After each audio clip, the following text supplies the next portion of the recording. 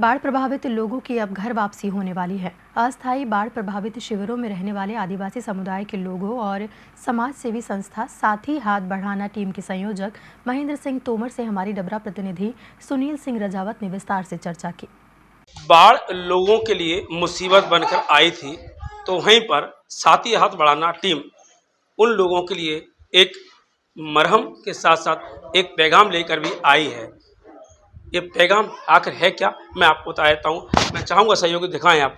ये वो परिवार है आदिवासी समुदाय से जो बाढ़ से प्रभावित थे और शासकीय वृंदावस्था कॉलेज में इन्होंने यहाँ पर अस्थायी तौर पर स्थापित किया था, जो लगातार यहाँ पर रह रहे थे। जब इसकी जानकारी टीम के सहयोगी सदस्य महेंद्र सिंह चिंटू तोमर को जानकारी लगी, तो वो यहाँ आते हैं और यहाँ इनकी भोजन की व्यवस्था करते हैं और ये रहने की जो सुविधाएं हैं उन पर गौर करते हैं।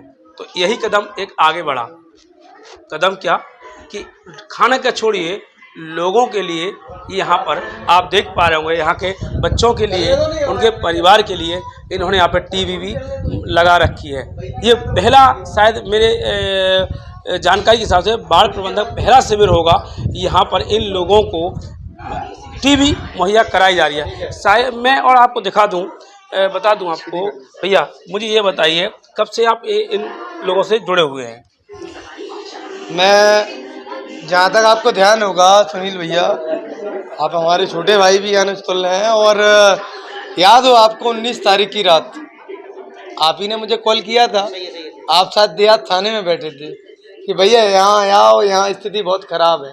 तो ये कहीं ना कहीं आप लोगों के लिए एक देवदूत की तरह सुनील भैया ही पहले आए, हम तो बाद में आपका बड़प्पन है। मुझे जानकारी मिलती, मीडिया का काम है लोगों को जानकारी देना, लेकिन चूंकि आपने मेरे एक कॉल से आप यहाँ तक पहुँचे, जिस दिन से आपको कॉल किया है मैंने, उसी दिन आप और आपकी टीम सहयोग कर रही है। तो मैं ये जानना चाहता हूँ, मेरे दर्शक ये जानना चाहते हैं कि आप किस तरह के सहयोग कर पा रहे हैं उनका। देखिए, हमारा सहयोग जैसे कि कोरोना काल था वो भी आपकी नज़र में रहा, फिर 2021 की बाढ़ थी, उस समय चांदपुर नेशनल हाईवे के लोगों को गोद लिया, आपके कम्युनिटी हॉल वाले जो रात शिविर था उसको गोद लिया था। जैसी सेवाएं वहाँ दी वैसी सेवाएं यहाँ पर मुहैया कराने का पूरा भरसक प्रयास किया गया।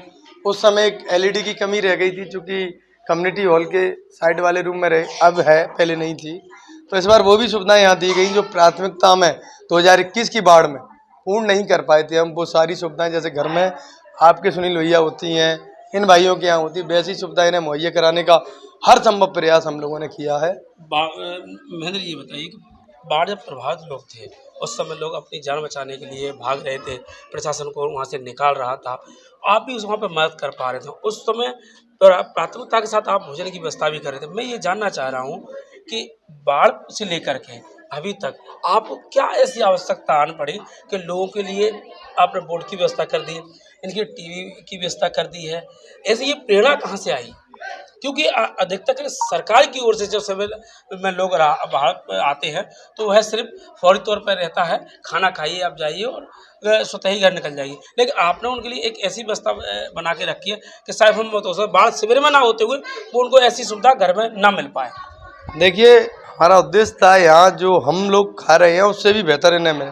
कहीं ना कहीं ये ईश्वर के अंश हैं और ईश्वर इनमें विराजमान है। लेकिन राहत शिविरों में अमूमन देखने को मिलती ही नहीं है। ये वोट है, ये वोट पर एक कोई महिला टीचर आती हैं और यहाँ शिविर में बच्चों को शिक्षा दे रही हैं।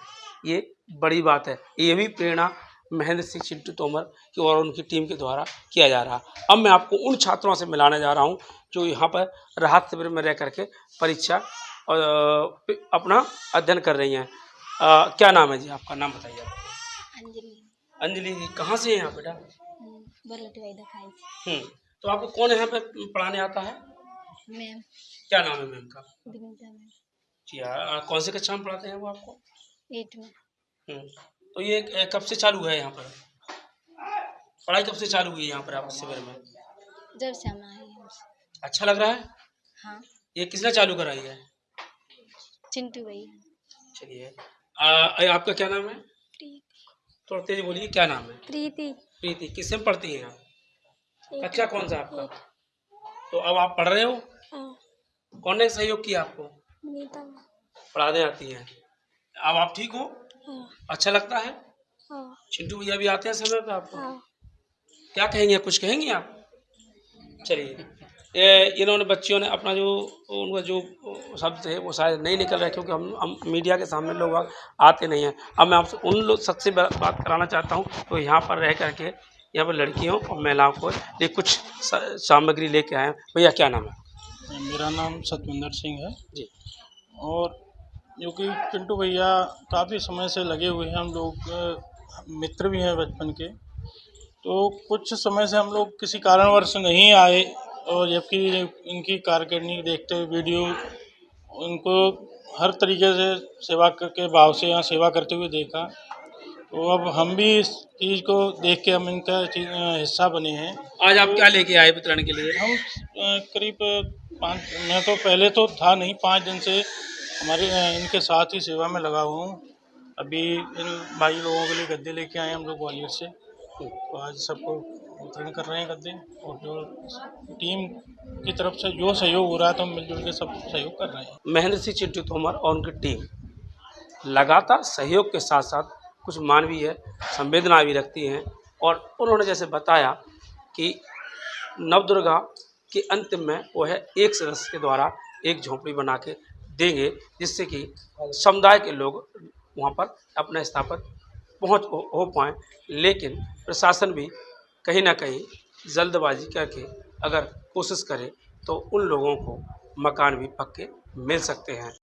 आपने सुना, ये है बाढ़ प्रभावित परिवार हैं जिन्होंने अपनी व्यथा को DGR न्यूज़ से बताया है, और यह भी कहा है कि हम अपने घर जाना चाहते हैं। समाज सेवी संगठन भी उनकी अब घर वापसी करा रहा है, और प्रारंभिक तौर पर वह कच्ची मड़ैयों में रहेंगे, लेकिन उन्होंने प्रशासन से अपील की है कि इनकी पक्के मकान जल्द दिए जाएं। DGR न्यूज़ के लिए सुनील सिंह राजावत, डबरा।